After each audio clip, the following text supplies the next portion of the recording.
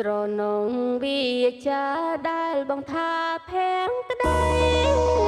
ស្រណោសំដីដែលបងថែមក្បត់អូនមិនបានប៉ុន្មានបងក៏ទៅចោលអូនមិនបានប៉ុន្មា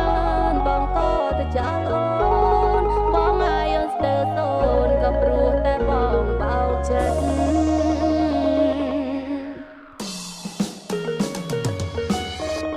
ពួកយើងកំពុងតែឃ្លាតកាយស្នេហ៍យើងឆ្ងាយយើងងាយ10000មេឃអូនដឹងថាបងនឹងតាមម្ដាយព្រោះលទ្ធភាពអូននេះវាតូចពេកមិនប្រាប់ក៏អូននេះអាចដឹងថាឋានៈគេនោះស្មើមេឃម្ដាយបងគាត់គិតត្រូវហើយព្រោះអូននេះវាតូចជាពេក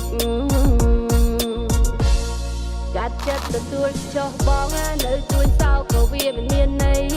ពាក្យពេចន៍ដែលចេញពីមាត់បងពាក្យសន្យាបងភ្លេចក៏មិនធ្វើចិត្តច្រើនពេកបងប្រយ័ត្នឈឺបានហើយអូនសុំចិត្តថ្លៃបើបងយ៉ាងម៉េចនោះនាំមានពីប្តីសារីស្រណងវាចាដែលបងថាផែងក្តី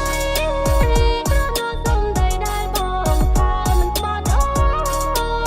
មិនបានប៉ុន្មានបងក៏ទៅចោលអូមិនបានប៉ុន្មានបងក៏ទៅចោលអូបងឲ្យអូនស្ទើរសូនក៏ព្រោះតែបងបោកចិត្ត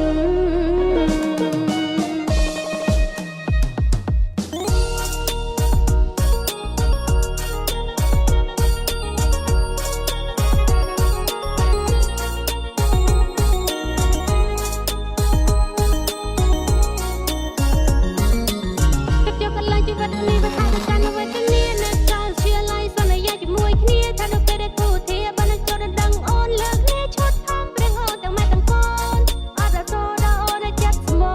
មដែលក៏មកលេងសើចបេះដូងហើយបងនេះក៏អញ្ចឹងដែរនៅតែប៉ែមិនក៏មិនប្រាប់អូនស្រណងវាចា